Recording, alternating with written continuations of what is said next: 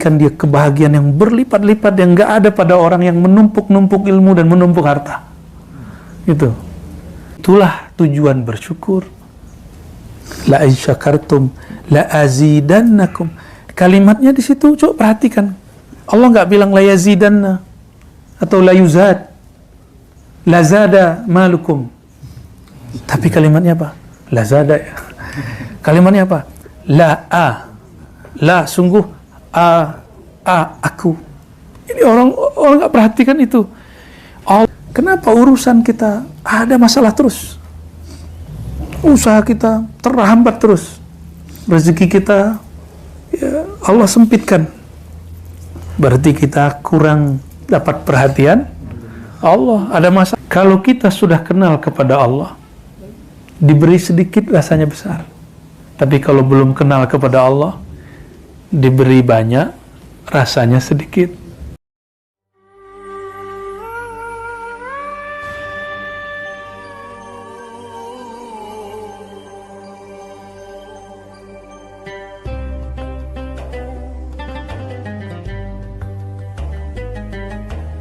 Silsilah Al-Zil ini memerintahkan Imam Bahauddin Muhammad Bahauddin untuk berzikir.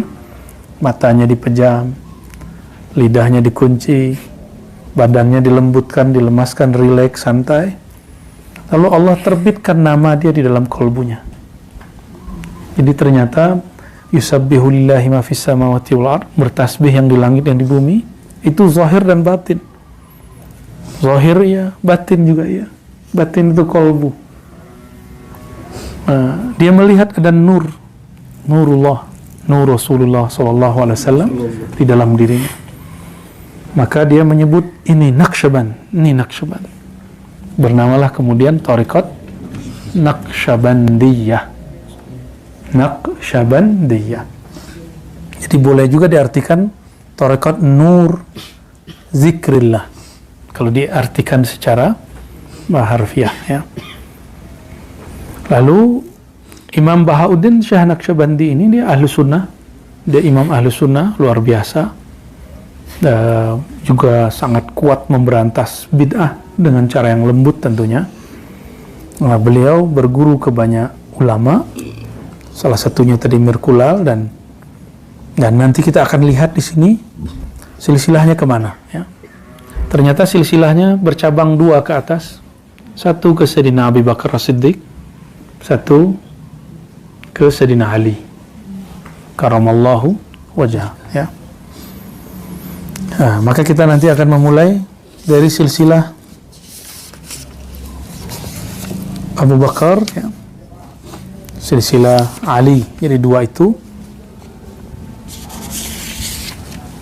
Lalu setelah Abu Bakar, Ali, lanjut kepada Qasim. Sebenarnya di riwayat kita juga ada bahwa Sayyidina Salman berguru kepada Sayyidina Abu Bakar. Jadi Nabi turun ke Abu Bakar, turun ke Salman, turun ke... ini rahasianya. Karena Salman ini kan orang Persia. Maka thariqat ini thariqat yang banyak dipakai orang Persia dan Khurasan dan Uzbekistan. Karena ada Salman itu di situ. Ya. Salman Al-Farisi punya murid yaitu cucu dari Sayyidina Abu Bakar. Yang namanya Sayyidina Qasim. Sayyidina Qasim ini kalau di Jawa ada wali 9, dulu di Madinah ada namanya wali 7. Bahasa Arabnya fuqaha'us sab'ah. Dulu wali itu disebut fuqaha. Sekarang fuqaha itu ahli hukum, suka hukum orang, suka cari kesalahan orang, memang tugasnya. Ya, suka hukum, ini bid'ah, nah bid'ah. Kalau dulu fuqaha itu artinya boleh disebut juga aulia. Arti fuqaha itu jadi aulia us-sab'ah, wali yang 7. Wali yang 7 itu salah satu yang masyhur adalah Maulana al-Imam Qasim. Kita mulai menjelaskan dari beliau karena Sayyidina Abu Bakar sudah masyhur, Sayyidina Ali sudah masyhur. Ya. Sebelum masuk ke Sayyidina Qasim, Sayyidina Abu Bakar, Sayyidina Ali, mereka berdua ini ada dua hal yang berbeda dalam bermakrifat. Sayyidina Abu Bakar mengatakan, bahwa mengenal Allah itu sangatlah sulit. Ya. Ketika engkau mengaku tidak tahu, itulah pengetahuan yang hakiki. Jadi orang kalau sudah merasa dirinya kosong, baru Allah isi. Itu thariqahnya Sayyidina Abu Bakar. Ya, qauluka la adri. Ya. Ya, apa kata beliau ketika orang mengatakan la adri, itulah dia mendapat ma'rifat. Lain dengan Sayyidina Ali. Sayyidina Ali mengatakan, engkau berma'rifat itu, mengenal Allah itu, ma'rifat berarti mengenal, ketika Allah yang mengenalkan dirinya kepadamu. Araftu Rabbi bi Rabbi. Aku mengenal Rabbku, Tuhanku, karena dia mengenalkan dirinya kepadaku. Ya. Semakna nggak dengan Sayyidina Abu Bakar? Sebenarnya sama. Namun Sayyidina Abu Bakar membuka awal, engkau kosongkan dulu dirimu. Jangan merasa alim, jangan merasa sudah berthariqah, bermazhab, jangan merasa diri sudah bersanad dan lain sebagainya. Itu di-keep, itu harus disimpan di tempat yang suatu saat perlu dikeluarkan. Ya.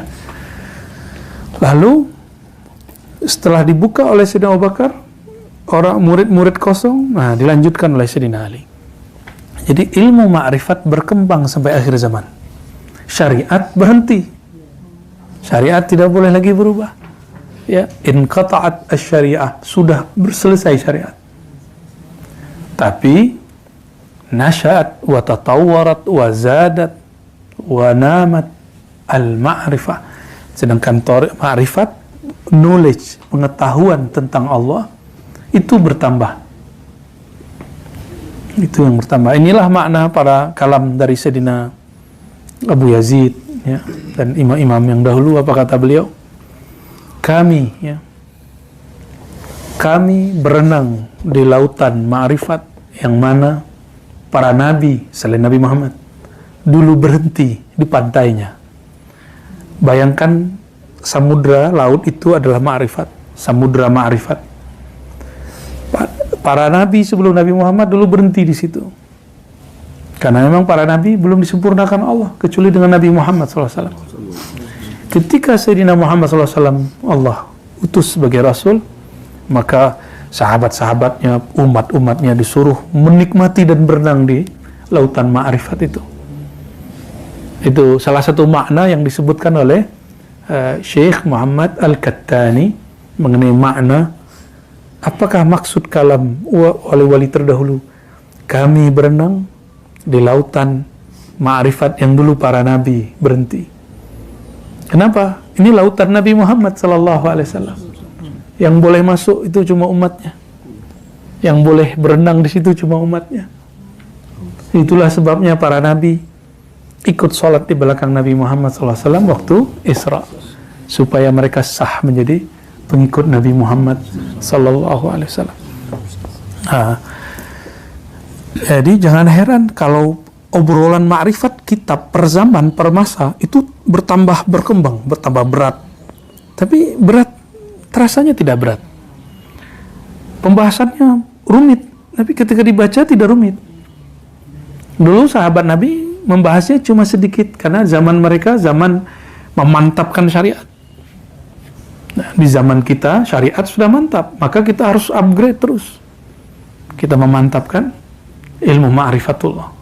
Ya. Apakah ini berlebihan? Tidak. Iman sahabat masih lebih tinggi dari kita. Cuma ma'rifat sahabat, knowledge sahabat, pengetahuan sahabat belum tentu lebih tinggi dari orang akhir zaman. Apa beda iman dengan ma'rifat? Beda. Kalau iman karena mereka bertemu Rasulullah, jumpa Rasulullah, maka iman mereka jauh lebih tinggi dari kita. Tapi kalau knowledge, coba sahabat-sahabat apakah mereka sekolah? Apakah sahabat-sahabat tahu jumlah hadis sebanyak jumlah hadis Bukhari yang rumit itu? Enggak. Nah, maka knowledge itu berkembang.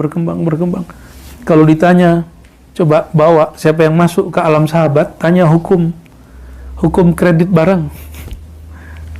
Persoalan fikih hari ini nggak ada di zaman dulu. Hukum bank nggak ada di zaman dulu.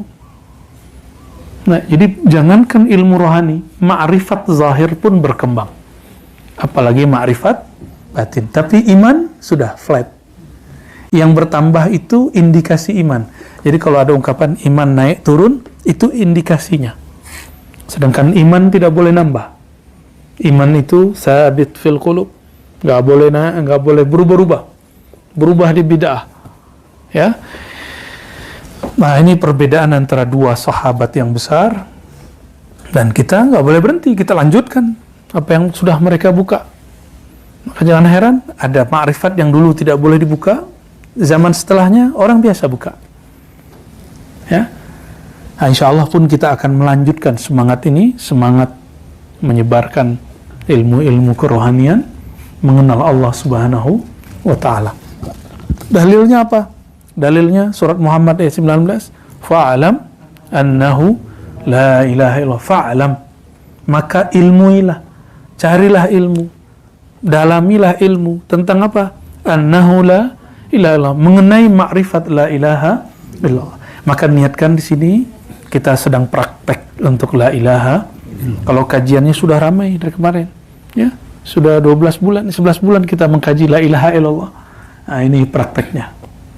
Ya, hanya di bibir saja diceramahkan nggak cukup, dia mesti ada khalwatnya, ya, ada latihannya.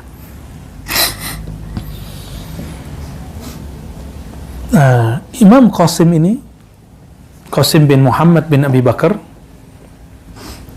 ayahnya Muhammad bin Abi Bakar, itu menikah dengan perempuan bukan Arab, non Arab, ya, mulukul aja, boleh disebut princess lah, putri istana dari kerajaan tertentu di Persia, menikah dengan beliau.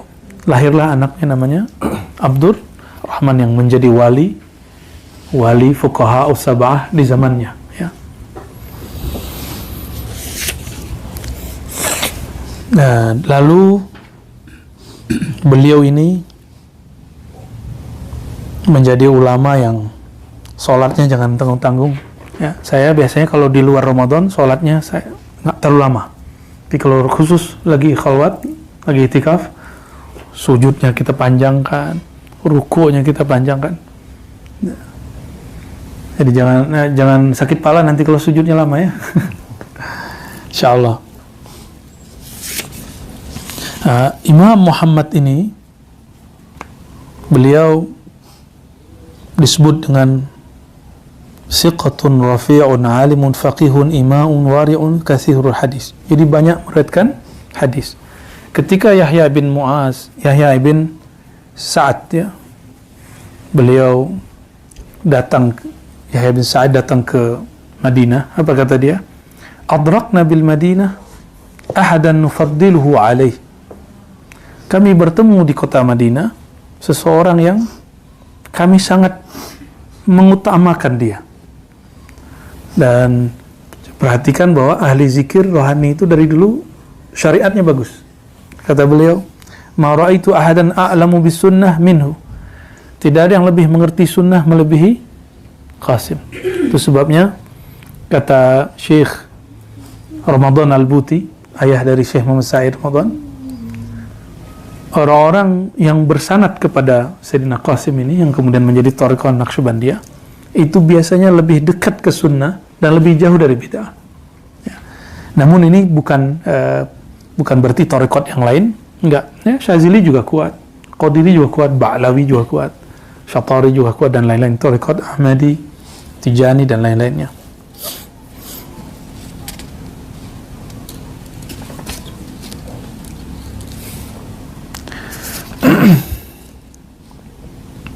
Beliau wafat, ya.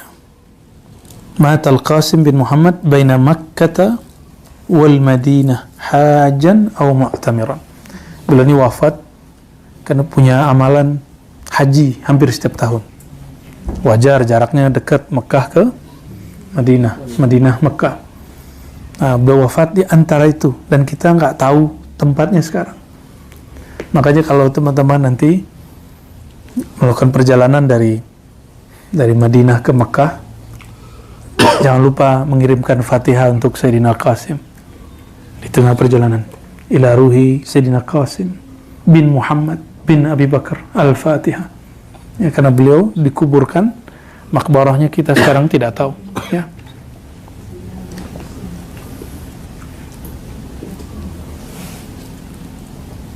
Jadi beliau berpesan kepada anaknya, kalau aku mati, kuburkan aku seperti orang biasa, lalu summal haq bi ahlik, lalu kamu pulang. Wa ya an taqula kana makana. Lalu tidak usah bicara banyak tentang saya. Jadi tidak usah nangis, itu beliau. Ya. Dan beliau wafat tahun 106 Hijriah. Sekarang udah tahun 1440 ya. Nah, beliau mempunyai pelanjut banyak sekali, dan juga sir kolbunya dilanjutkan oleh zuriat Sayyidina Ali. Tadi Sayyidina Abu Bakar, sekarang zuriat Sayyidina Ali namanya Sayyidina Ja'far, gelarnya Ja'far Shadiq ya. Sayyidina Ja'far Shadiq itu anak dari Sayyidina Muhammad Al-Baqir. Sayyidina Muhammad Al-Baqir anak dari Sayyidina Ali Zainal Abidin. Sayyidina Ali Zainal Abidin anak dari Sayyidina Al-Husain. Perhatikan, kita cinta semua zuriat Rasulullah, dan kita tidak menjadi Syiah dengan itu. Justru itulah Ahlussunnah ya. Ciri-ciri orang-orang yang sudah menyimpang dari ajaran Ahlussunnah, dia menghina zuriat Nabi ya. Dan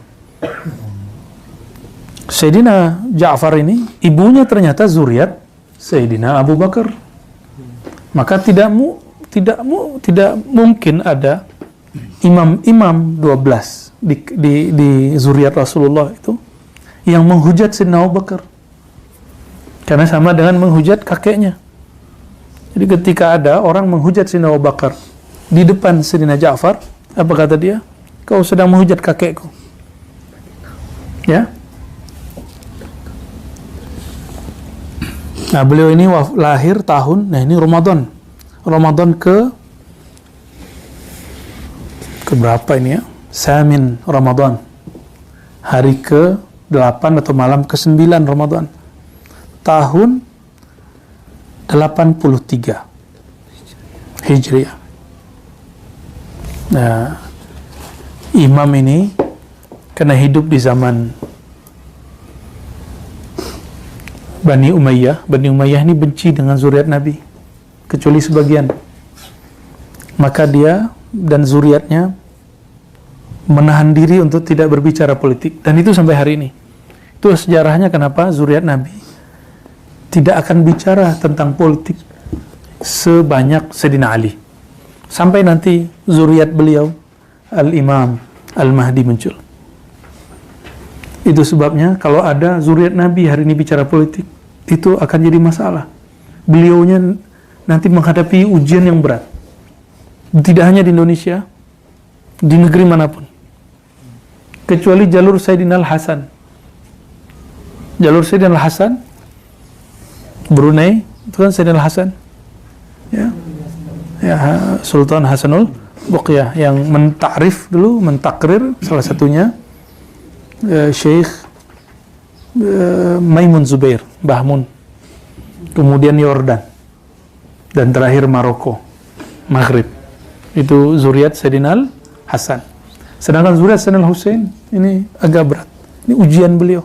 Sayyidina Al-Husain pertama bicara politik langsung dipenggal dan dipisah kepala dengan badannya. Nah, maka saya kalau ada habaib berpolitik, oke, silakan. Tapi saya hanya berani mendoakan beliau. Khawatir nanti ada ujian berat bagi beliau-beliau itu. Sedangkan kita cinta kepada beliau-beliau itu. Ya. Dan yang kedua yang paling penting, imam 12 yang diyakini Syiah, Itsna Asyariyah, bagi mereka itu imam mereka. Tapi bagi kita Ahlussunnah, mereka itu imam kita. Bagi kita, mereka tidak mungkin menghujat Sayyidina Abu Bakar, Sayyidina Umar, Sayyidina Utsman, Sayyidina Ali. Tidak mungkin menghujat sahabat. Sedangkan Syiah ini kan khasnya, yang Rafidhah itu hujat sahabat, karena menuduh sahabat Nabi merampas pemerintahan dari Sayyidina Ali. Imam 12 jadi zuriat sampai ke 12. Bagi kita itu imam kita. Walaupun menurut mereka itu imam mereka. Dari mana saya tahu? Ternyata penulis kitab Barzanji itu nulis, ada kitab apa judulnya itu, tentang Nazam Ahlul Badr, ya, Nazam Ahlul Badr, kemudian Nazam Ahli Uhud, dan ada khatam doanya, dan dia menyebutkan nama Imam 12 setelah hanya orang-orang belakangan yang menuduh, ya. Jadi kita bersanad kepada Sayyidina Ja'far. Sehingga Ja'far ini punya murid banyak. Imam Malik, guru Syafi'i, Imam Abu Hanifah, Hanafi, mazhab Hanafi, pernah dengar ya?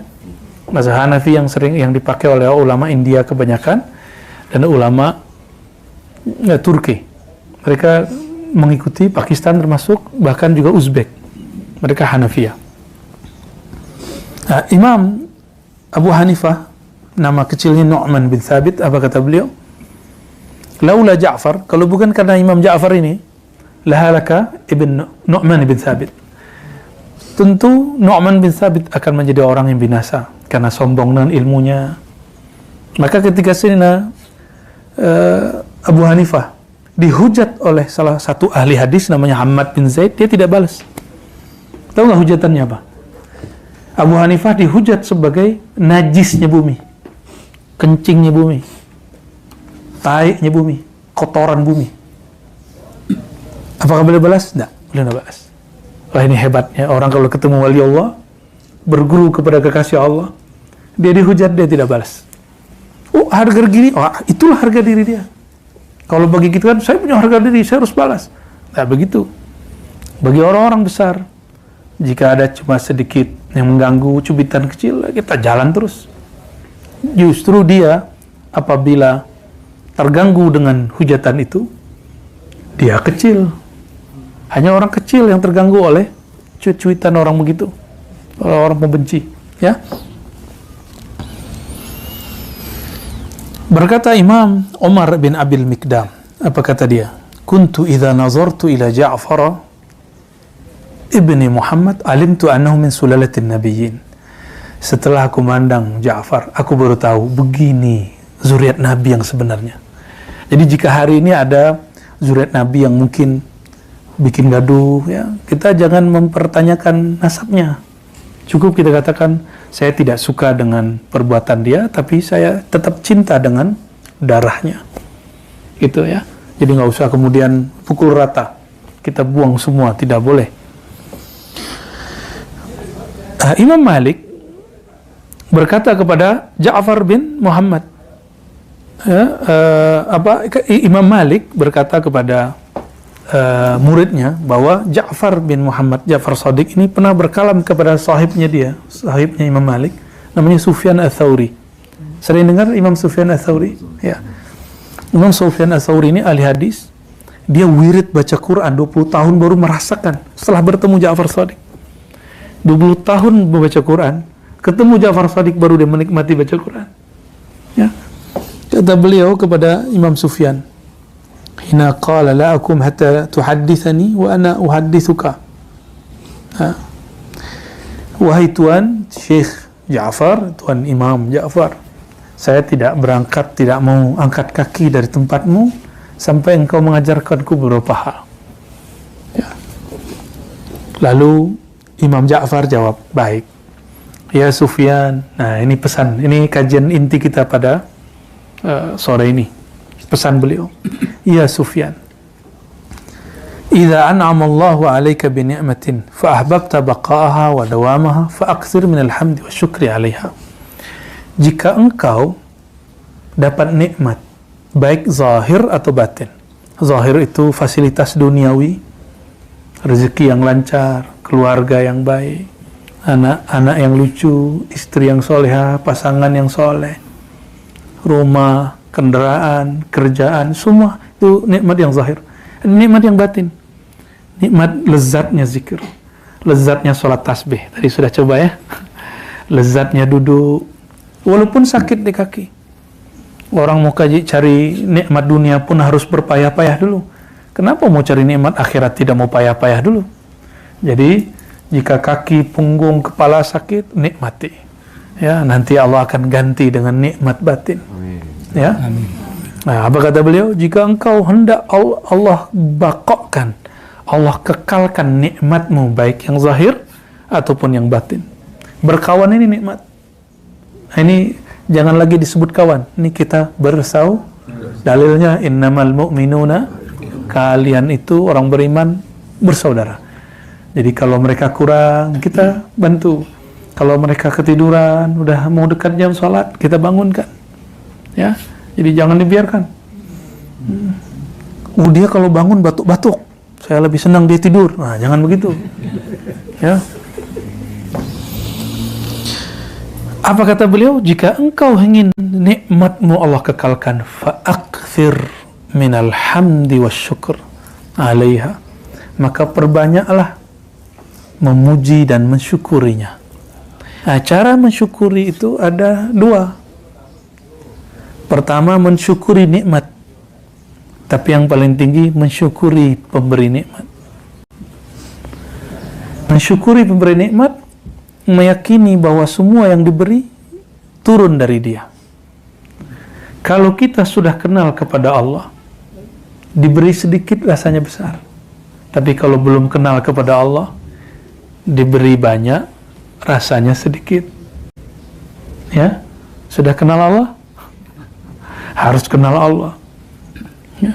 Supaya nikmat itu terasa, kalau dia besar, terasa lebih besar lagi.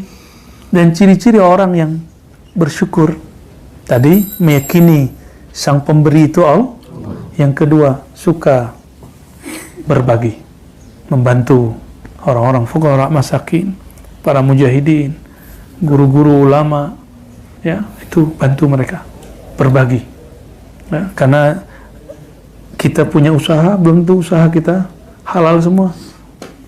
Maka Nabi berkhutbah di tengah pasar, kata beliau, ya ma'syarat tujar, wahai para pedagang, pebisnis, pengusaha, kalian itu punya amal, itu banyak campur-campur dengan sumpah palsu, dengan ini, tips, semuanya, pelicin, segala macam. Maka bersihkanlah dengan apa? Tasaddaku, banyak-banyak berbagi. Ya. Nah, itu nanti Allah akan tambah bakokkan. Jadi yang kita sisakan itu Allah tambah lagi, tambah lagi, tambah lagi. Gitu, ya. Sama sebagai guru, para muallim, dia nggak boleh pelit ilmu, tidak boleh bakhil ilmu. Dia mesti bagikan ilmu. Semakin seorang guru bagi ilmunya, maka Allah tambah ilmu laduninya.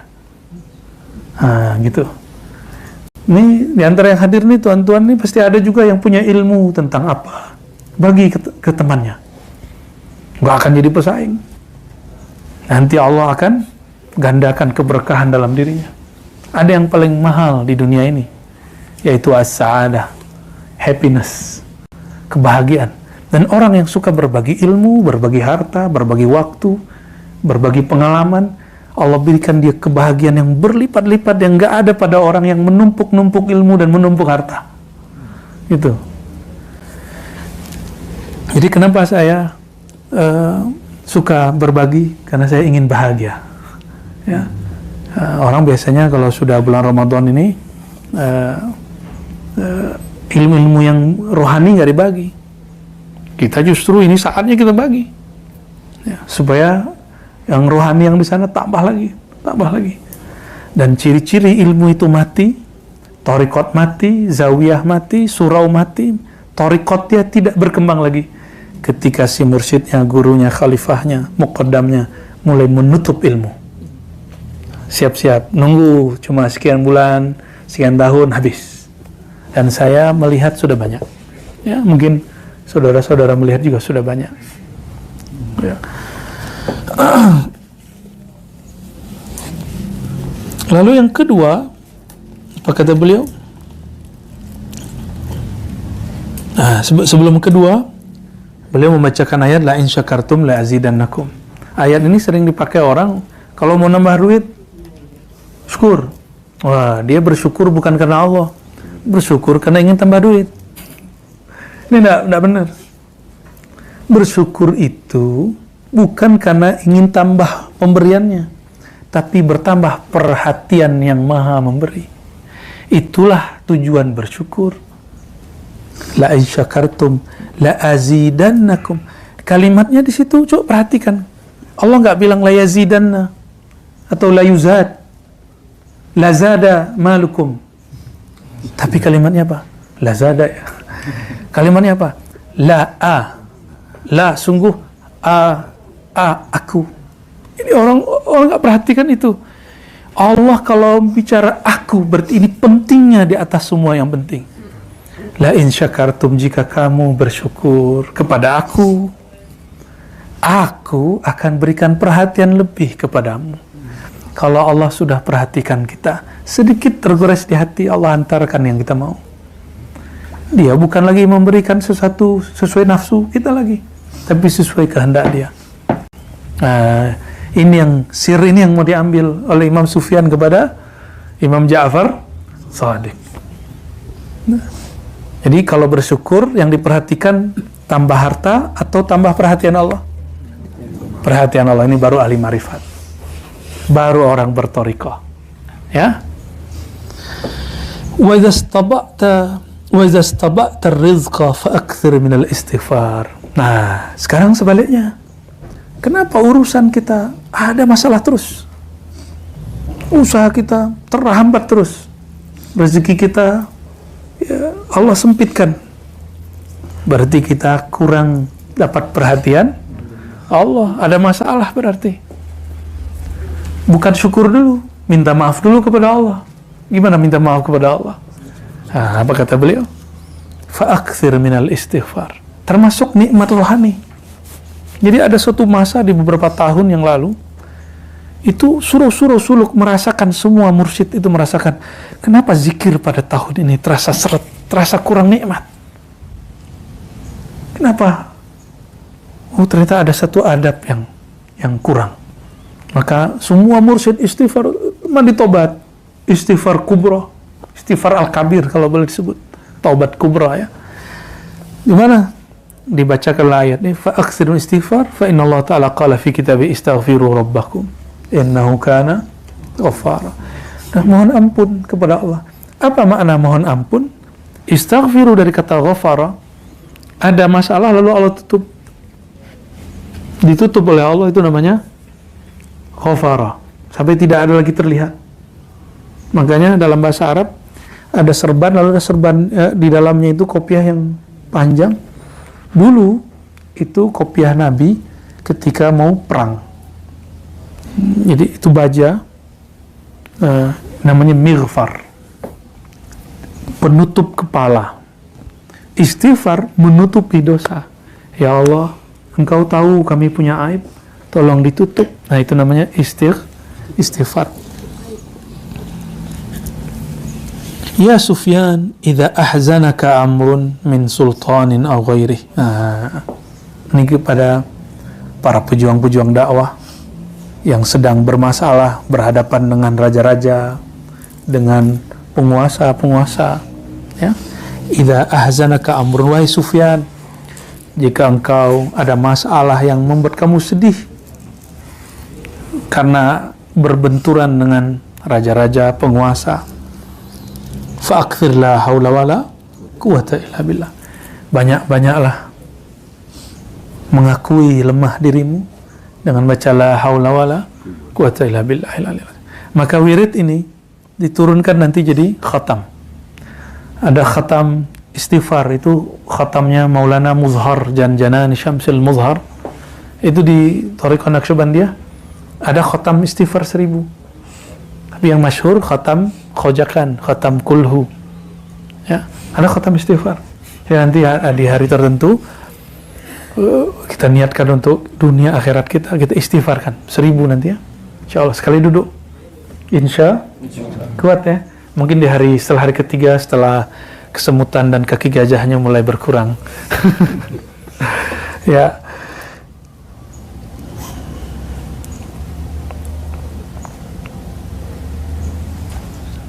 Lalu beliau ya ada kalam-kalam berikut yang kita skip, tapi saya tutup dengan kalimat yang menarik di sini. Kata beliau, kata Imam Ja'far, Auhallahu ta'ala ila dunya. Allah pernah mewahyukan kepada dunia. Jadi Allah mewahyukan kepada lebah. Makanya madu itu menjadi obat. Karena ada sir Allah pada lebah. Allah juga punya sir kepada dunia. Walaupun dunia ini kata orang hina, tapi toh kita suka. Ya, siapa yang tidak suka? Tapi jangan cinta. Suka itu untuk fasilitas duniawi. Tapi kalau cinta ini rohani kita. Nah, itu makanya hubud dunia dilarang. Kalau senang makai dunia boleh. Suka namanya. Kata beliau, Allah berfirman kepada dunia. Ini sirnya. Ini surat kerjanya dunia. Jadi dunia itu punya SK. Ya, ada misi dunia. Apa misi dia? Akhdimi man khadamani wa ataibi man khadamak. Berkhidmatlah wahai dunia kepada orang yang dia berkhidmat kepada aku. Silakan cari dunia, tapi kalbunya sama Allah. Ya. Kalbunya sama Allah. Kata beliau, wahai dunia, khidmatlah kamu kepada orang yang khidmat kepada aku. Wa ataibi man khadamak. Dan buatlah repot, buatlah lelah, buatlah capek orang-orang yang dia berkhidmat untukmu. Nah, maka kenapa saya mengajak semua yang hadir, ya handphonenya diistirahatkan supaya tidak lelah dengan dunianya. Dunia kita sekarang sebesar handphone. Benar ya? Yang membuat kita gaduh, yang membuat kita rusuh, yang membuat kita risau, itu semua di situ. Nah, ini di skip. Orang dulu masih ingat nggak 20 tahun lalu belum ada handphone? Kenapa kita mampu tahan hidup? Kenapa hari ini 1 jam saja tangan sudah mau gerak-gerak? Ya, ada apa ini? Ya.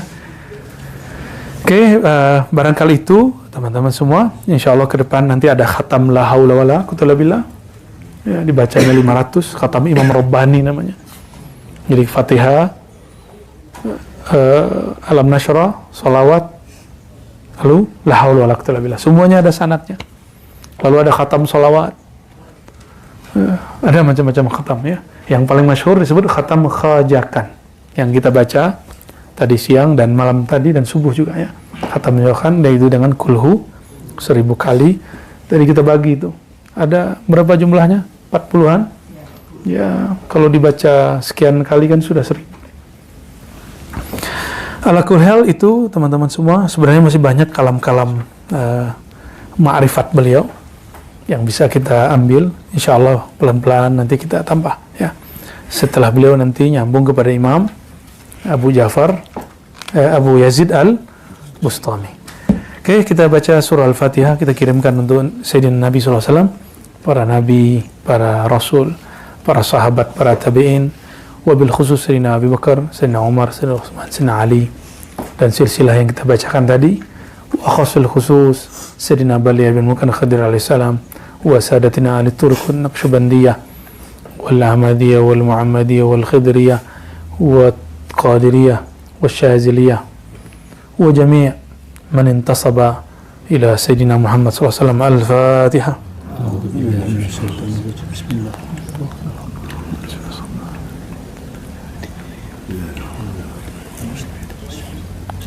إلهنا ربنا أنت مقصودنا ورضاك مطلوبنا أعنا على ذكرك وشكرك وحسن عبادتك وصلى الله على سيدنا محمد والحمد لله رب العالمين.